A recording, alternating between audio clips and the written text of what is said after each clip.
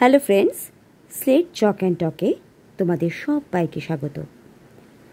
আজকে মহাভারতের একটি গল্প কচ ও দেবযানী তোমাদের কাছে পাঠ করে শোনাচ্ছি।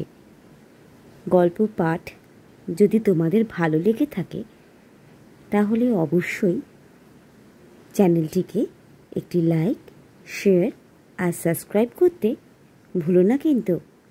তাহলে চলো শুরু করছি আজকের গল্প কচ ও দেবযানী। ত্রিলোকের ঐশ্বর্যের জন্য যখন দেবাসুরের বিরোধ হয় তখন দেবতারা বৃহস্পতিকে এবং অসুররা শুক্রাচার্যকে পৌরোহিত্যে বরণ করেন। এই দুই ব্রাহ্মণের মধ্যে প্রতিদ্বন্দ্বিতা ছিল। দেবগণ যে সকল দানবকে যুদ্ধে মারতেন, শুক্র বিদ্যা বলে তাদের পুনর্জীবিত করতেন। বৃহস্পতি এই বিদ্যা জানতেন না, সেজন্য দেবপক্ষের মৃত সৈন্য বাঁচাতে পারতেন না। দেবতারা বৃহস্পতির পুত্র কচকে বললেন, তুমি অসুররাজ বৃষপর্বার কাছে যাও, সেখানে শুক্রাচার্যকে দেখতে পাবে।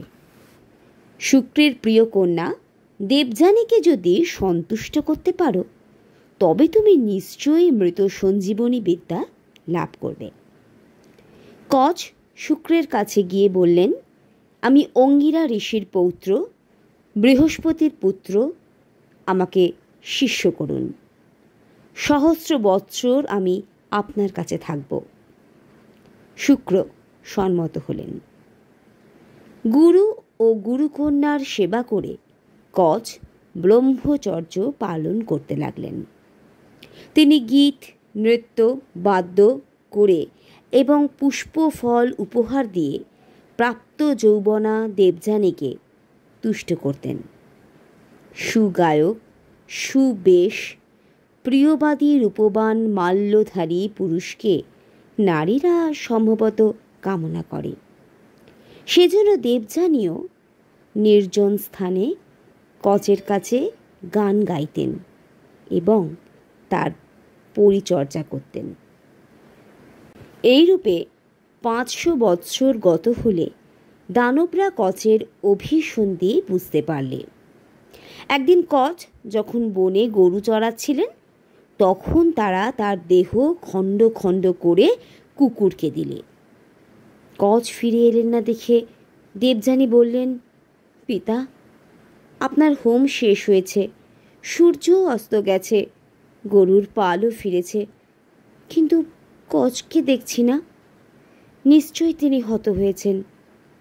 আমি সত্য বলছি, কচ বিনা আমি বাঁচব না। শুক্র তখন সঞ্জীবনী বিদ্যা প্রয়োগ করে কচকে আহ্বান করলেন। কচ তখনই কুকুরদের শরীর ভেদ করে হৃষ্টচিত্তে উপস্থিত হলেন এবং দেবযানীকে জানালেন যে দানবরা তাঁকে বধ করেছিল। তারপর আবার একদিন দানবরা কচকে হত্যা করলে এবং শুক্র তাকে বাঁচিয়ে দিলেন। তৃতীয়বারে দানবরা কচকে দগ্ধ করে তার ভস্য সুরার সঙ্গে মিশিয়ে শুক্রকে খাওয়ালে। কচকে না দেখে দেবযানী বিলাপ করতে লাগলেন। শুক্র বললেন, অসুররা তাকে বারবার বধ করছে, আমরা কি করব? তুমি শোক করো না। দেবযানী সরোদনে বললেন, পিতা, বৃহস্পতিপুত্র ব্রহ্মচারী কর্মদক্ষ কচ আমার প্রিয়, আমি তাঁকেই অনুসরণ করব। তখন শুক্র পূর্বের ন্যায় কচকে আহ্বান করলেন। গুরুর জঠরের ভেতর থেকে কচ বললেন, ভগবান প্রসন্ন হন, আমি অভিবাদন করছি, আমাকে পুত্র জ্ঞান করুন। অসুররা আমাকে ভস্য করে সুরার সঙ্গে মিশিয়ে আপনাকে খাইয়েছে। শুক্র দেবযানীকে বললেন, তুমি কিসে সুখী হবে বলো? আমার উদর বিদীর্ণ না হলে কচকে দেখতে পাবে না, আমি না মরলে কচ বাঁচবে না। দেবযানী বললেন, আপনার আর কচের মৃত্যু দুই আমার পক্ষে সমান। আপনাদের কারোর মৃত্যু হলে আমি বাঁচব না। তখন শুক্র বললেন, বৃহস্পতির পুত্র তুমি, সিদ্ধি লাভ করেছ। দেবযানী তোমাকে স্নেহ করে। যদি তুমি কচরূপী ইন্দ্র না হও তবে আমার সঞ্জীবনী বিদ্যা লাভ করো। বৎস, তুমি পুত্ররূপে আমার উদর থেকে নিষ্ক্রান্ত হয়ে আমাকে বাঁচিয়ে দিও। গুরুর নিকট বিদ্যা লাভ করে তোমার যেন ধর্মবুদ্ধি হয়।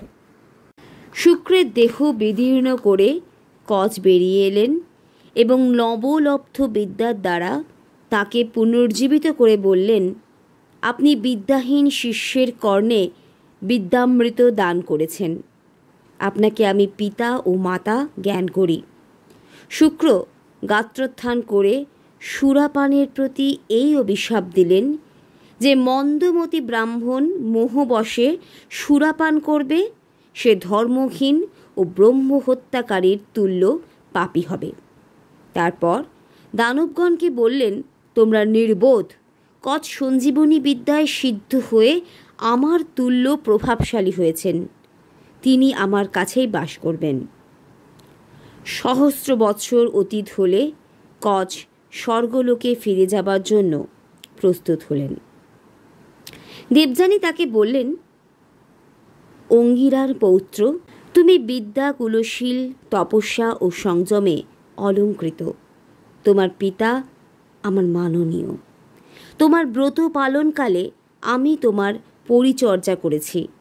এখন তোমার শিক্ষা সম্পূর্ণ হয়েছে। আমি তোমার প্রতি অনুরক্ত। তুমি আমাকে বিবাহ করো। কচ উত্তর দিলেন, ভদ্রে, তুমি আমার গুরুপুত্রী। তোমার পিতার তুল্যই আমার পূজনীয়। অতএব ও কথা বলো না। দেবযানী বললেন, কচ, তুমি আমার পিতার গুরুপুত্রের পুত্র, আমার পিতার পুত্র নও। তুমিও আমার পূজ্য ও মান্য। অসুররা তোমাকে বারবার বধ করেছিল। তখন থেকে তোমার ওপর আমার প্রীতি জন্মেছে। তুমি জানো, তোমার প্রতি আমার সৌহার্দ্য, অনুরাগ আর ভক্তি আছে। তুমি আমাকে বিনা দোষে প্রত্যাখ্যান করতে পারো না। কচ বললেন, দেবযানী, প্রসন্ন হও। তুমি আমার কাছে গুরুরও অধিক। চন্দ্রনিভা ননী, তোমার যেখানে উৎপত্তি, শুক্রাচার্যের সেই দেহের মধ্যে আমিও বাস করেছি। ধর্ম তো তুমি আমার ভগিনী। অতএব আর ওরূপ কথা বলো না। তোমাদের গৃহে আমি সুখে বাস করেছি। এবার যাবার অনুমতি দাও। আশীর্বাদ করো যেন পথে আমার মঙ্গল হয়।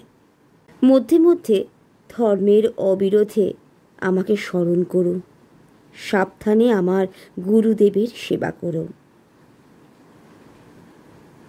দেবযানী বললেন, কচ, যদি আমার প্রার্থনা প্রত্যাখ্যান করো তবে তোমার বিদ্যা ফলবতী হবে না।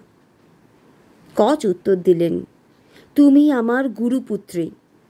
গুরুও সম্মতি দেননি, সেজন্যই প্রত্যাখ্যান করেছি। আমি ধর্মসঙ্গত কথাই বলেছি। তথাপি তুমি কামের বশে আমাকে অভিশাপ দিলে। তোমার যে কামনা তাও সিদ্ধ হবে না। কোনো ঋষিপুত্র তোমাকে বিবাহ করবেন না। তুমি বলেছ আমার বিদ্যা নিষ্ফল হবে।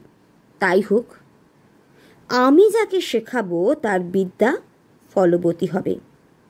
এই কথা বলে কচ ইন্দ্রলোকে প্রস্থান করলেন। বন্ধুরা, আজ এই পর্যন্তই। আবার আর একটা গল্প নিয়ে তোমাদের কাছে হাজির হব। টাটা।